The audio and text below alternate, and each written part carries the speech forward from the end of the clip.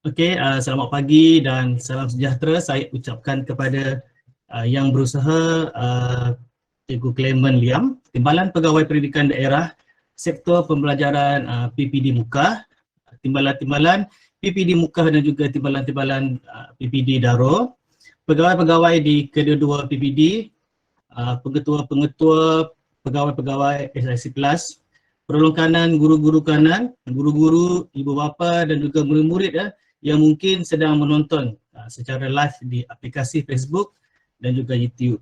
Hai semua dan salam menjulang Pendidikan Negeri Sarawak. Boleh dengar suara dan tengok slide kan? Moderators? Ya, suara jelas dan slide kelihatan sekarang. Okey. Okey, sebelum itu saya nak memperkenalkan diri sekali lagi. Nama saya Cikgu Valentine Doni, merupakan Ketua Panitia bagi mata pelajaran reka bentuk dan teknologi. Sebelum itu saya akan teruskan. Kita Hai, saya Cikgu Valentine. Ikut saya ke kelas. Jom.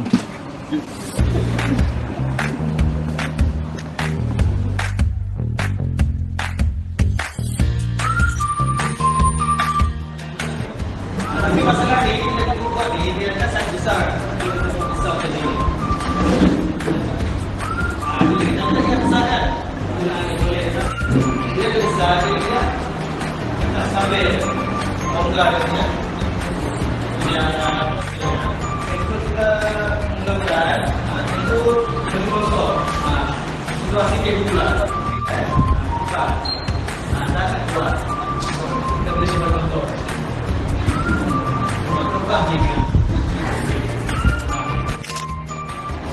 Assalamualaikum dan selamat pagi kepada rakan-rakan dan guru-guru semua.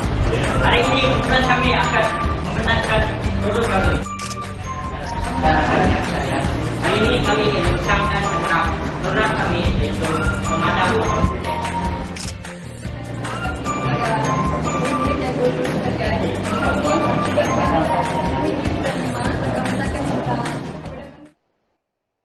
Begitulah tadi sedikit sedutan aktiviti PBL yang saya laksanakan dalam kelas pada minggu ketiga.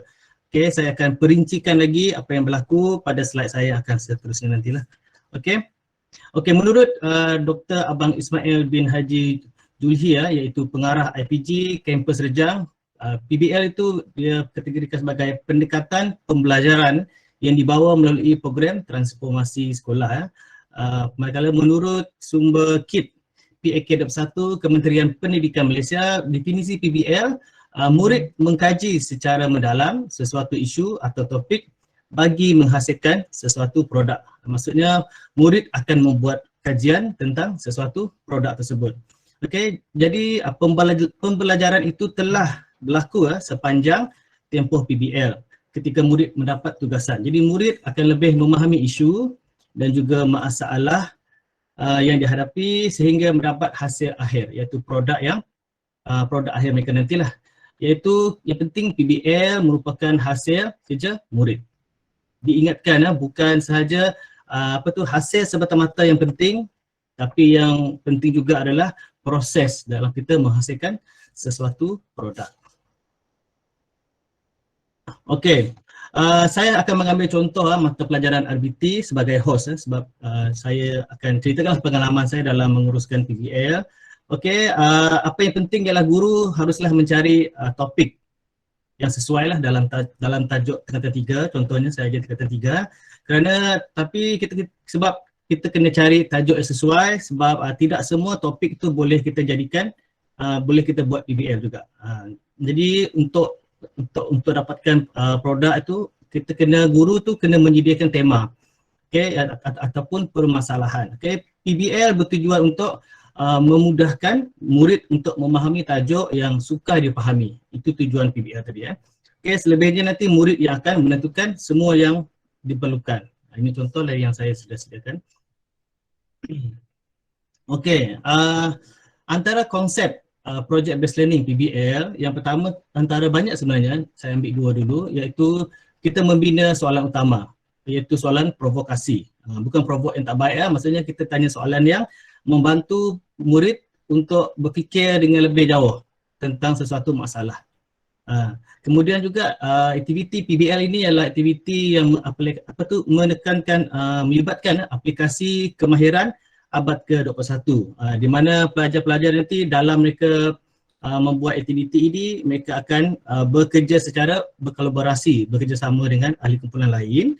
Selain daripada itu, mereka juga akan berkomunikasi dengan ahli kumpulan, dan dalam masa yang sama, waktu berkomunikasi, mereka akan menerapkan pemikiran yang kritis dan juga kreatif, iaitu 4C dalam kemahiran abad ke-21. Okey, bila kita buat PBL, dia melibatkan situasi sebenar. Maksudnya kita buat satu produk itu untuk menyelesaikan masalah sebenar yang mereka hadapi. Tetapi kita aplikasikan dalam pelajaran, dalam bab-bab yang kita ajar. Ya, okey, bila pelajar membuat aktiviti sebenar ataupun hands-on dalam kelas, secara tidak langsung mereka akan dapat melihat gambaran sebenar masalah dan juga bab yang susah itu tadi. Okey, berbanding kita hanya mengajar menggunakan secara teori sahaja. Okey, jadi aktiviti project based learning ini juga sebenarnya dapat meningkatkan minat pelajar selain pada mereka akan bekerja secara berkumpulan, dan aktiviti PBL ini ialah aktiviti yang berpusatkan murid. Okey, saya fokus dulu kepada aktiviti berkumpulan. Aktiviti berkumpulan tadi ni ialah kebaikan dia akan mewujudkanlah persekitaran pembelajaran yang menyeronokkan dan juga penglibatan murid lebih aktif sekiranya berkumpulan. Mereka akan murid akan bertukar-tukar fikiran. Dia akan berkongsi ilmu yang sedia ada lah yang mereka ada, sebab setiap pelajar tu latar belakang berbeza, jadi mereka akan bagilah idea masing-masing untuk menghasilkan sesuatu produk itu. Selain daripada aktiviti berkumpulan ini, dia dapat menguatkan lagi ataupun mengeratkan lagi hubungan sesama rakan itu tadi, dan juga bila berkumpulan yang paling penting nanti mereka akan bersaing dengan kumpulan lain, tapi bersainglah secara sihat. Itu yang pentingnya dalam aktiviti berkumpulan. Okey, ciri-ciri pembelajaran berasaskan projek ya. Ada 6, ada banyak sebenarnya, tapi saya ambil 6 yang saya selalu terapkan lah. Yang pertama ialah memerlukan kolaboratif dan bimbingan guru. Yang kedua, fokus kepada proses murid menghasilkan produk dan hasil akhir tersebut. Okey, maksudnya proses itu penting dan juga produk itu tadi. Okey, yang ketiga, berorientasikan murid, idea dan penyelesaian datang daripada murid sendiri. Okey, seperti yang saya maklum tadi, kita tanya soalan yang provokasi. Soalan provokasi yang baiklah. Kalau sekiranya pelajar tanya soalan, kita tanya balik mereka. Kita jangan bagi jawapan. Kita lebih kepada bagi mereka berfikir lagi. Sampailah mereka mendapatkan apakah bahan ataupun tajuk yang sesuai untuk produk mereka itu tadi. Okey, guru juga berperanan sebagai pemangkin ataupun coach. Yang keempat, murid akan menentukan hasil kerja dan juga produk mereka sendiri. Guru hanya facilitator saja, memantau saja. Okey, dalam PBL setiap murid tidak semestinya menghasilkan produk yang sama. Dan kelima, produk dibentangkan kepada audiens sebenar, dan yang terakhir, pembelajaran murid berlaku melalui proses pengalaman menyebabkan projek. Jadi itu yang penting, proses itu tadi, pengalaman mereka tu. Jadi tempoh pelaksanaan 3 hingga 4 minggu. Tidak boleh lebih daripada 4 minggu. Okey, ini contoh template untuk RBT. Ini adalah projek integrasi pelbagai subjek dalam kurikulum, menggabungkan untuk yang saya buat pada tahun lepas ini adalah menggabungkan tajuk subjek RBT, PSV, Bahasa Melayu dan juga Bahasa Inggeris. Okey, maksudnya di sini adalah 4 subjek ini akan melibatkan 4 guru, dan 4 guru ini akan berkolaborasi lah untuk menghasilkan satu produk. Contoh dia, saya bagi contoh bagi mata pelajaran RBT tingkatan 3, saya mengambil tajuk standard kandungan bab 2 iaitu penghasilan produk. Jadi standard pembelajaran dia adalah murid menghasilkan produk berfungsi atau berfungsi sebahagian. Dan yang kedua, poin 1.8, membuat pengujian dan penilaian kefungsian serta kesesuaian produk. Dan nanti cikgu PSB juga kita akan bergabung dengan cikgu PSB, cikgu Bahasa Melayu dan juga cikgu Bahasa Inggeris. Jadi saya sebagai host untuk projek ini akan mengemukakanlah big idea. Paling penting dalam PBL kita mesti ada big idea. Kita sebagai guru tadi kita yang menentukan apa big idea tu. Contohnya yang dalam projek ini adalah big idea dia adalah masalah kebersihan dalam kehidupan seharian. Dia umum masalah kebersihan. Jadi murid nanti kena hasilkan produk yang dapat mengatasi masalah tersebut. Kita akan bagi kumpulan. Dalam kumpulan tu nanti pelajar tu sendiri akan menentukan tajuk produk, kegunaan produk, projek tersebut dan juga bahan yang mereka gunakan. Jadi cikgu PSB, cikgu Bahasa Melayu dan cikgu BI Bahasa Inggeris nanti kita akan guna produk yang sama untuk pembelajaran dalam kelas tadi. Okey. Dan berikut adalah contoh pembahagian kumpulan yang kami sudah tentukan. Contohnya kumpulan pertama nanti bila mereka dah bagi kumpulan, mereka dah tahu dah big idea tadi itu kan, iaitu masalah kebersihan dalam kehidupan seharian. Jadi pada minggu pertama itu nanti pelajar itu sudah menentukan apakah tajuk ataupun apakah fungsi produk mereka itu. Jadi mereka sudah bincang pada minggu pertama itu juga. Kumpulan pertama mereka cadangkan ataupun mereka telah menetapkan produk mereka adalah berus tetapi untuk mengilat kasut. Untuk kebersihan kan. Kemudian kumpulan kedua berus papan putih. Kumpulan ketiga berus juga pencuci muka. Kumpulan keempat berus pengelap cermin tingkap. Kumpulan kelima berus mengelap meja makan. Kumpulan keenam berus yang berkaitan dengan mop, dan kumpulan yang ketujuh berus pencuci botol susu. Maksudnya di sini adalah produk itu lebih kurang tujuan dia sama tetapi fungsi yang berbeza. Jadi mereka akan bersainglah dari situ. Seterusnya adalah timeline pembelajaran PBL. Okey, pada minggu pertama untuk RBT contoh dia, murid diperkenalkan dengan projek yang ingin dilaksanakan. Maksudnya cikgu menetapkanlah hala 7 projek. Jadi kita nak buat produk yang berkaitan dengan kebersihan. Okey, itu tadi ya. Kemudian pada minggu pertama juga guru menggalakkan murid-murid untuk memberi idea dan juga mengemukakan cadangan mereka. Kita bagi soalan rangsangan, pencetus idea, pelajar itu akan fikir sendiri. Kita cuma bagi mereka soalan-soalan yang bagi mereka berfikir apakah produk yang mereka nak hasilkan, apakah bahan yang sesuai dan sebagainya. Okey, pada minggu kedua, murid akan berbincanglah bersama ahli kumpulan masing-masing, dan pada minggu kedua juga murid sudah menyediakan bahan. Maksudnya pada minggu pertama mereka sudah bincang, okey nanti minggu depan kita bawa ini untuk kita buat. Kerana PBL ini mesti dilaksanakan di dalam kelas. Ini waktu ni bersemuka lah, jadi kena buat dalam kelas, tak boleh buat di luar waktu PDP. Okey, guru sebagai fasilitator akan membentuk persekitaran pembelajaran yang selamat dan juga kondusif lah. Okey, kemudian pada minggu terakhir, minggu ketiga, murid akan membuat pembentangan projek masing-masing dan pengujian hasil produk mereka dan membuat penambahbaikan jika perlu. Guru akan memberi ulasan dan juga markah. Pada minggu ketiga ini kita akan buat pembentangan secara beramai-ramai lah dalam kelas, dan cikgu akan bagi feedback dan juga kita akan bagi markah kepada setiap kumpulan. Itu untuk RBT. Kalau untuk seni pula, pada minggu pertama mereka akan menggunakan produk yang sama. Okey, murid diperkenalkan dengan projek yang ingin dilaksanakan. Lepas tu yang penting untuk pikir seni, mereka lebih pada menggunakan produk itu untuk dijadikan sebagai model untuk lukisan lakaran. Ya, pada minggu ketiga mereka siap sudah lakaran produk. Okay, untuk bahasa Melayu, kita boleh guna produk ini untuk aktiviti perbincangan ataupun aktiviti membuat karangan. Contohnya pada minggu ketiga, minggu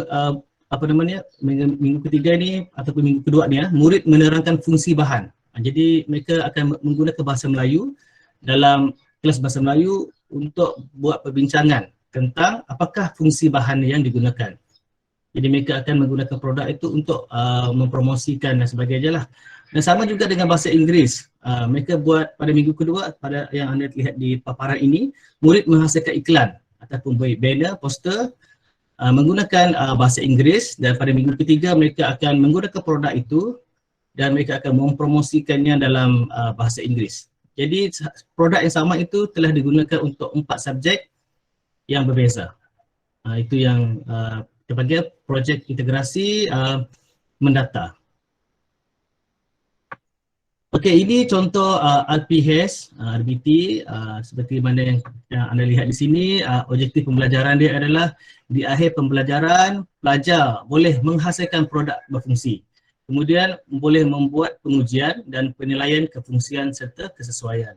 Jadi kriteria kejayaan dia nanti, pelajar mesti dapatkan 3 kriteria ini, iaitu pelajar dapat menghasilkan 1 produk sebab kumpulan. Kemudian kedua, menerangkan sekurang-kurangnya 1 kegunaan dan fungsi produk yang mereka hasilkan, dan kita akan membuat penilaian kekuatan dan kelemahan produk. Sekiranya pelajar dapat merealisasikan ataupun dapat mencapai objektif pembelajaran ini, maka pelajar ini sebenarnya layak untuk mendapat tahap prestasi tahap 6, band 6, iaitu mencipta reka bentuk dan produk secara berdikari, kreatif, inovatif serta menggunakan idea sendiri. Jadi pelajar yang bersama-sama kita selama 3 minggu itu dan menghasilkan produk dan membuat pembentangan akhir, mereka sebenarnya layak untuk mendapat band 6. Jadi inilah salah satu cara untuk kita membantu pelajar RBT untuk mendapatkan band 6. Kalau saya laju boleh maklumkan ya. Okey, ini contoh-contoh gambar pada minggu kedua, di mana pada minggu kedua adalah pelajar-pelajar ini menyediakan, kemudian mereka menghasilkan dan juga perbincangan kumpulan lah pada minggu kedua. Mereka fikir, mereka brainstorming lah. Contohnya pelajar selalu tanya, mereka tanya cikgu selalu lah, contoh soalan tanya cikgu, kalau kami guna botol air mineral contohnya, sesuai tak cikgu? Pasti saya tanya balik, kalau guna botol mineral water, senang dipegang tak? Kita nak guna untuk mencuci kan, untuk kebersihan, senang dipegang tak? Bila kita guna pegang tangan lah. Senang digenggam tak? Ergonomik tak produk itu nanti? Kalau kita pegang dengan kuat, tidakkah dia renyok dan sebagainya, soalan-soalan. Bagi mereka pun fikir balik, oh sesuai tak kalau guna botol? Apa kata kalau kita guna kayu? Kalau kayu pula, sesuai tak kayu? Jadi mereka fikir lagi, fikir sehinggalah mereka dapatkan produk ataupun bahan-bahan yang sesuai untuk produk mereka itu. Jadi untuk sesi terakhir, iaitu pada minggu ketiga adalah sesi pembentangan. Jadi mereka akan membentang dalam kumpulan, mereka akan ceritakanlah apakah fungsi produk tersebut, kos sebab ini RBT, lepas tu apakah masalah sehinggalah mereka mencipta produk ini, kenapa mereka cipta produk ini, kemudian apakah kekuatan dan juga kelemahan produk yang mereka telah hasilkan itu tadi. Lepas tu mereka akan buatlah demonstrasi menggunakan produk tersebut. Jadi untuk pemilihan dan juga ulasan, saya akan mengulas apakah kriteria-kriteria lah dan juga kelebihan produk mereka ini. Di akhir pengajaran nanti saya akan bagi satu, kita akan panggil sumbangan lah ataupun penghargaan kepada kumpulan yang terbaik. Jadi untuk memilih kumpulan terbaik itu saya gunakan cara kita panggil macam gallery walk lah. Pelajar nanti saya katakan, okey pelajar, anda boleh pilih kumpulan lain untuk menjadi pemenang. Jadi mereka saya akan bagi sticky note dan dengan mereka tulislah kata-kata semangat dekat sticky note tu dan mereka tampalkan pada kertas putih ataupun kertas yang kertas papan putih yang sudah disediakan untuk setiap kumpulan itu. Jadi mereka letaklah di setiap sticky note yang mereka rasa layak untuk menang. Jadi kumpulan yang paling banyak sticky note merupakan pemenang pada sesi pembentangan ini. Jadi kumpulan yang anda lihat pada gambar di tengah-tengah itu adalah ada 4 pelajar wanita, pelajar perempuan ini, mereka inilah pemenang pada sesi pembentangan tersebut. Baiklah. Okey, pada tahun 2021 kita sedia maklum kita tidak bersemuka sehingga ke hari ini. Jadi aktiviti PBL tetap dijalankan tapi kita lakukan secara online. Jadi projek PBL, pelajar itu nanti mereka akan hasilkan satu produk di rumah menggunakan barang-bahan sebenar dan mereka akan, cikgu saya minta mereka untuk rakam video, hasilkan satu video penghasilan produk. Mereka hasilkan proses-proses melaksanakan projek mereka itu sehingga siap menyatakan bahan-bahan dan juga proses-proses lah pencantuman dan sebagainya. Hantar video untuk simpanan, mereka akan hantar ke dalam Google Drive yang saya sudah sediakan.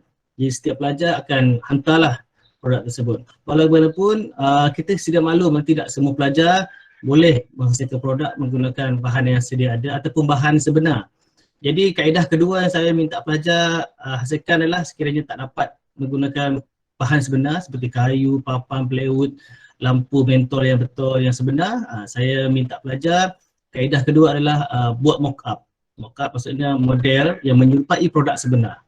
Mereka boleh menggunakan barang kita semula ataupun bahan recycle lah, dan hasilkan satu model olok-olok sahaja. Sebab kemudian rakam video hasil pembuatan supaya sebab yang penting dalam ini adalah kita nak fokus kepada objektif sebenar, iaitu pelajar mencipta satu produk. Walaupun bukan produk sebenar, menggunakan bahan sebenar, sekurang-kurangnya mereka dapat ada proses pembelajaran mereka menggunakan, contohnya kotak. Mereka akan selotipkan, mereka akan colorkan lah, hasilkan satu bentuk lampu. Sebab untuk tema 2021 ni saya guna lampu, jadi tak kisahlah lampu meja ke, lampu tidur ke, lampu apa-apa lampu lah mereka hasilkan. Jadi saya fokus kepada objektif. Kemudian saya sesuaikan juga dengan murid, sekiranya tak dapat, kita guna kaedah yang mereka boleh apa-apa secara lah sehingga mereka dapat menghasilkan produk tersebut. Kita olah kita punya pembelajaran itu sehingga dapat dicapai, iaitu achievable bagi membantu pelajar menyiapkan juga hasil projek mereka PBL ini walaupun menggunakan barang-barang kita semula sahaja. Okey, saya kembali pada tahun 2017. Ini merupakan pendedahan awal sekolah, iaitu kita saat waktu itu saya merupakan ketua penyelaras untuk program Duta Permaisuri, iaitu sempena hari akademik pada tahun 2017 bersama dengan mantan pengetua Cikgu Haslinda. Ketika itu kita menganjurkan satu program yang dipanggil Duta Permaisuri. Program ini melibatkan murid tingkatan 1 dan tingkatan 2 dan juga semua guru sesi petang. Ketika itu seramai 32 orang guru. Jadi maksudnya di sini setiap 32 orang guru itu akan menghasilkan maksudnya 32 orang guru ada 32 projek dan 32 kumpulan. Jadi untuk saringan kita mempertandingkan 32 kumpulan ini dan kita pada finalnya kita akan ambil 10 terbaik untuk kita bawa ke peringkat final seperti anda lihat di paparan ini. Dan untuk pertandingan ini kita menjemput pegawai SIC Plus lah, MIRI, untuk menjadi juri, dan juga kita jemput juga ibu bapa pelajar-pelajar ini hadir pada petang itu untuk bersama-sama memeriahkan lagi majlis kita pada masa itulah. Memang dari situ sebenarnya pendedahan awal dia, pelajar ini membuat satu produk yang contohnya kalau saya ajar sains, saya akan hasilkan satu produk yang ada dalam bab sains itu tadi. Jadi semua guru, pelbagai guru tu semua subjek ada produk masing-masing. Jadi kita pilih 10 terbaik untuk kita bawa ke peringkat final lah. Ini tu contoh dia lah. Kemudian untuk aktiviti pada tahun 2019 iaitu PBL untuk aktiviti sekolah di mana kita seperti yang Cikgu Asia maklumkan tadi, kita ada Fiesta Transformasi. Ketika itu kita sekolah juga menganjurkan pertandingan PBL, projek PBL STEM. Jadi kita selain daripada kita membuat pameran, kita juga mempertandingkan produk pelajar itu. Dan ramai komuniti luar yang hadir bagi memeriahkan fiesta tersebut. Selain daripada fiesta, aktiviti tersebut, kita juga ada pada tahun 2019 ada ramai pelawak-pelawak luar yang hadir, yang datang ke sekolah, dan kita ambil kesempatan itu untuk memperkenalkan juga produk-produk pelajar ini untuk diketengahkanlah untuk showcase kepada masyarakat luar tentang produk-produk pelajar ini. Jadi pelajar ini pun terdedah dengan pembentangan, presentation dengan orang luar. Inilah hasil-hasil kemejadian murid itu tadi ya. Jadi untuk aktiviti sendiri saya ada 3 kumpulan pada tahun itu, dan 3 kumpulan ini telah mendapat anugerah emas lah untuk peringkat sekolah. Seterusnya itu tadi di dalam sekolah, ini pula aktiviti di luar sekolah pula. Kita boleh menggunakan produk PBL pelajar ini, kita boleh modify lah ataupun kita boleh inovasikan dia sikit. Kita boleh guna produk ini untuk dipertandingkan di peringkat luar. Contohnya pada tahun 2019 pelajar ini, pelajar 3 orang ni iaitu William, Syafiq dan juga Rosyah yang akan bersama kita juga pada sesi yang seterusnya nanti, yang merupakan duta STEMEC sekolah. mereka mendapat anugerah khas dalam pertandingan pusat sumber yang dianjurkan oleh SM Sains Miri pada tahun 2019, dan pada tahun 2020 yang lalu mereka juga mendapat pencapaian gangsa dalam pertandingan antarabangsa MYSC. Dan kita dapat saksikan di sini pelajar ini sebenarnya sudah bermula daripada tingkatan 1 sehinggalah sekarang mereka berada di tingkatan 5. Pencapaian. Jadi kita boleh gunakan produk PBL, boleh kita guna dalam pertandingan luar juga. Okey, pada tahun ini pula, pada tahun 2021, seperti yang Cikgu Asir nyatakan tadi, kita ada pertandingan projek PBL STEM di peringkat sekolah, dan saya telah menghantar 2 orang pelajar tingkatan 3 untuk menyertai pertandingan ini, dan mereka telah mendapat tempat kedua di peringkat sekolah, dan pelajar yang sama juga dibawa untuk menyertai pertandingan peringkat sekolah menengah Miri, dan mereka mendapat tempat yang ketiga bagi peringkat daerah Miri. Ada soalan juga? Okay. Aktiviti yang dilaksanakan pada peringkat sekolah ialah saya akan ini merupakan aktiviti dan juga penglibatan murid. Saya akan tunjukkan video untuk kita saksikan aktiviti-aktiviti PBL dan juga apakah pengalaman pelajar itu sendiri dalam menghasilkan PBL. Pertandingan PBL antara tingkatan dan duta pemaisuri. Antara objektif aktiviti ini adalah untuk memperkenalkan STEM kepada guru dan murid, mengaplikasikan konsep STEM semasa PDPC, mencungkil kemahiran pelajar untuk mencari penyelesaian sesuatu masalah semasa PDPC menggunakan konsep STEM, dan untuk membina keyakinan diri dalam diri pelajar. Seterusnya adalah Pesta Transformasi. Terdapat pelbagai jenis aktiviti yang melibatkan STEM telah dilaksanakan pada ketika itu.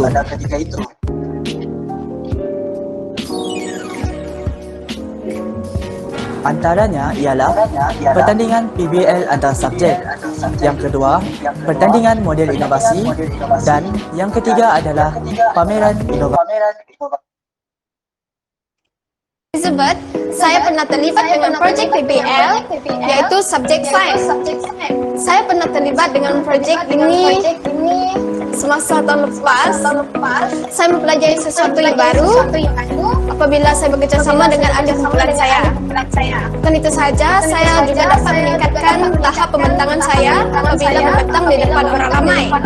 Setelah saya sudah menyertai projek itu, saya rasa seronok juga karena dapat bekerjasama dengan ahli lain. Malah saya juga dapat mengenali mereka dengan lebih dekat. Saya rasa gembira, malah saya juga dapat menambah pengalaman saya apabila saya mengikuti STEM ini. Assalamualaikum dan salam sejahtera. Hai, nama saya Mas Afifah binti Zazman. Saya telah menghasilkan produk yang berasaskan sistem vertigasi. Dengan menyertai aktiviti STEM ini, saya dapat mengeratkan hubungan antara guru dan rakan-rakan saya. Selain itu, aktiviti STEM ini dapat mempersiapkan saya untuk menghadapi cabaran dunia pada masa akan datang. Seterusnya, aktiviti ini dapat mengajar saya arti jalan berputus asa. Setelah banyak kali percobaan, saya berjaya menghasilkan sebuah produk yang berkualitas. Hai, nama saya Mary May. Saya berasa sangat seronok semasa membuat projek PBL sekolah untuk subjek sains.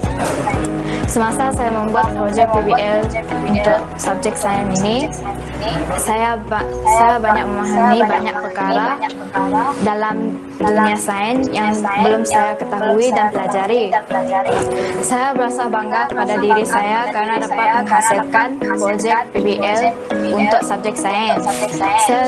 Saya ingin mengucapkan terima kasih kepada guru dan rakan-rakan saya yang telah membimbing saya untuk menghasilkan projek PBL ini. Selamat sejahtera, nama saya Emilia dari SMK atau Maisuri Miri. Dulu saya pernah menyertai pertandingan STEM pada tahun lepas iaitu tahun 2019 dan berjaya menghasilkan satu produk yang bernama Petigasi. Saya dapat meningkatkan pemahaman melalui pembuatan produk tersebut. Antaranya ialah kebaikan dan keburukan menggunakan produk Petigasi. Saya dapat meningkatkan pemahaman melalui pembuatan tersebut. Saya berasa gembira kerana dapat mengikuti pertandingan STEM.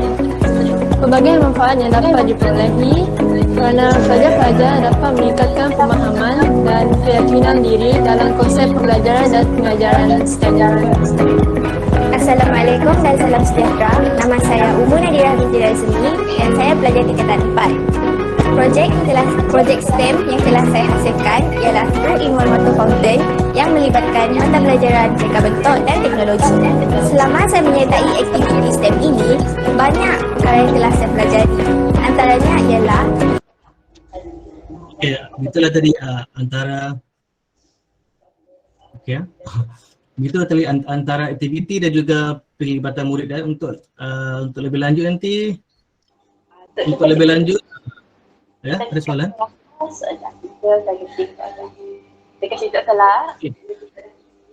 Okey, untuk lebih lanjut cikgu-cikgu sekalian bolehlah pergi ke channel YouTube saya Didi Pengajar untuk menyaksikan perkongsian pelajar tadilah dan juga produk yang mereka pernah hasilkan untuk subjek RBT. Okey. Saya teruskan kebaikan PBL seperti yang kita sudah maklum tadi, pengalaman dan juga kemahiran baharu pelajar itu tadi. Pelajar juga dapat mendapat keseronokan dan kepuasan bila mereka dapat menyiapkan produk tersebut. Dan juga mereka dapat meningkatkanlah kemahiran berkomunikasi dan keyakinan diri mereka. Dan yang terakhir memupuk semangat kerjasama di antara murid itu tadi. Ya, dengan itu sekian sajalah perkongsian saya pada pagi ini. Kita kembali kepada moderator. Terima kasih.